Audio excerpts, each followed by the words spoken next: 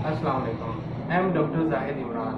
मैं आज बात करूंगा वाइट ब्लड सेल WBCs, जिनको ल्यूकोसाइट्स भी कहते हैं, कि हमारे खून में WBCs की नॉर्मल जो क्वांटिटी है वो कितनी होती है और WBCs किस वजह से कम हो जाते हैं और WBCs को नॉर्मल करने के लिए किन कुदरती चीज़ों की हमें ज़रूरत पड़ती है।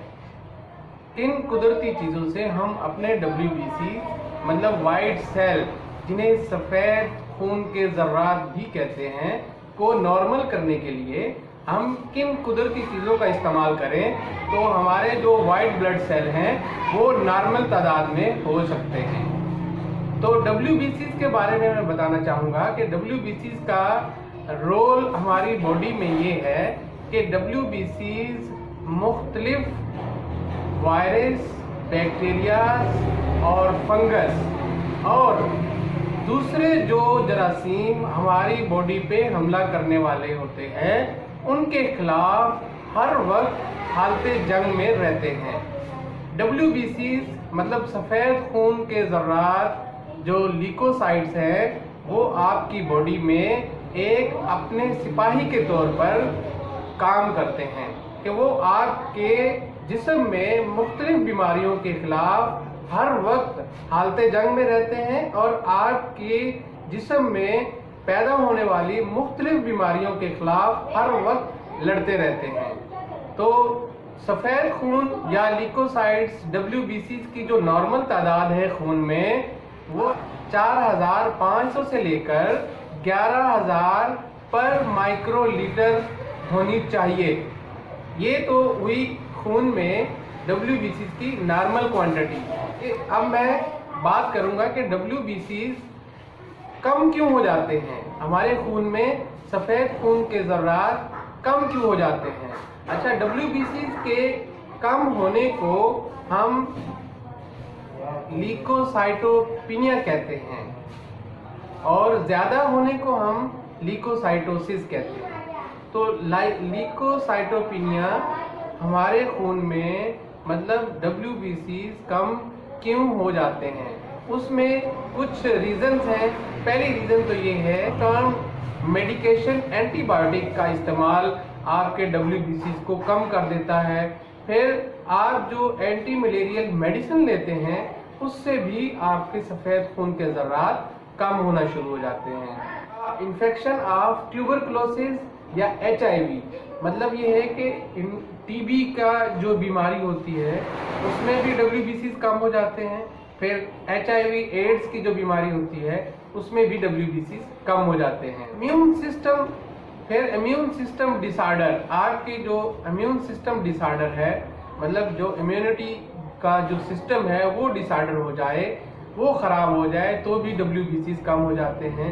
फिर मेल न्यूट्रिशन मतलब गज़ाई किल्लत के हवाले से जो मतलब जहाँ बच्चों को या बड़ों को मुनासिब खुराक नहीं मिलती तो भी उनके WBCs कम हो जाते हैं। फिर क्रोन्स डिजीज़ मतलब आपका जो डाइजेस्टिव सिस्टम है उसकी इन्फ्लेमेशन हो जाए तो भी आपके WBCs कम हो जाते हैं। अब मैं बात करूंगा कि WBCs कम हो जाए तो नॉर्मल हम किन कुदरती चीज़ों का इस्तेमाल करें तो WBCs नॉर्मल हो जाएंगे। तो सबसे पहले मैं आपको बताना चाहूँगा कि सेलेनियम और जिंक का इम्पॉर्टेंट रोल है WBCs को बढ़ाने के लिए, WBCs को नॉर्मल करने के लिए। अब हम ये देखेंगे कि सेलेनियम और जिंक किन कुदरती चीज़ों में पाया जाता है। अब सेलेनियम और जिंक के बारे में मैं एक पहले भी वीडियो बना चुका हूँ कि रेड मीट, कट्टे या भैंसे के गोश्त में सेलेनियम और जिंक बहुत ज़्यादा पाया जाता है। तो सेलेनियम और जिंक अब मैं बताना चाह रहा हूँ कि कौन कौन सी चीज़ों में सेलेनियम और जिंक पाया जाता है। फिर सी फूड में जो फिश है या फिर झींगा मछली है उसमें जिंक और सेलेनियम बहुत पाया जाता है। फिर हमारे जो सब्जियों में ब्रोकली है, पालक है, मटर है, लोबिया है, आलू गार्लिक, लहसुन, अदरक, जिंजर, इन चीज़ों में जिंक और सेलेनियम बहुत ज़्यादा पाया जाता है। फिर vitamin A, vitamin B, vitamin बी12 की भी बहुत ज़रूरत होती है हमारे WBCs को बढ़ाने के लिए। विटामिन ए, बी और विटामिन बी12 ये इन सब्जियों में बहुत ज़्यादा पाया जाता है। फिर पपीता के पत्ते लोग बहुत ज़्यादा इस्तेमाल करते हैं, लेकिन उनको ये नहीं पता कि पपीता के पत्तों के अंदर होता क्या है। पपीता के पत्तों में विटामिन ए, बी, विटामिन बी12, मिनरल्स में calcium, magnesium, manganese, sodium, potassium, iron, saponins, cardiac glycoside, alkaloids, ये जो पपीते के पत्ते हैं ये थ्रोम्बोसाइटोपिनिया में बहुत ज़्यादा इफेक्टिव हैं और हमारे WBCs को इंक्रीज करने में भी काम आते हैं। अब पपीता का पत्ता जो है वो आप पानी में उबाल के अच्छे तरीके से उसका अर्क निकाल के आप उसको पी सकते हैं सुबह शाम। फिर या फिर पपीते के पत्ते को कूट के पानी में मिला के आप पी सकते हैं।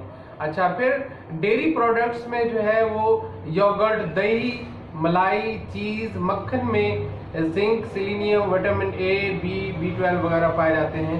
फिर सीड्स में अगर हम देखें तो सूरजमुखी के जो बीज हैं, सनफ्लावर सीड, इनमें जिंक, सेलेनियम बहुत ज़्यादा पाया जाता है। फिर नट्स में बादाम, अखरोट और पिस्ता में जिंक और सेलेनियम पाया जाता है।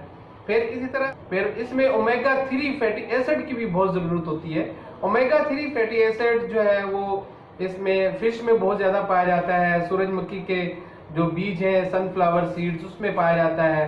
फिर ओमेगा 3 के जो कैप्सूल आते हैं, ओमेगा 3 ऑयल के जो कैप्सूल आते हैं वो भी बहुत ज़रूरी होते हैं इसमें WBCs को बढ़ाने के लिए। तो ये कुदरती चीज़ें हैं आपके WBCs को इंक्रीज करने के लिए या नॉर्मल करने के लिए। अगर मेरी वीडियो अच्छी लगे ज़रूर लाइक कीजिएगा, शेयर कीजिएगा और मेरे चैनल को सब्सक्राइब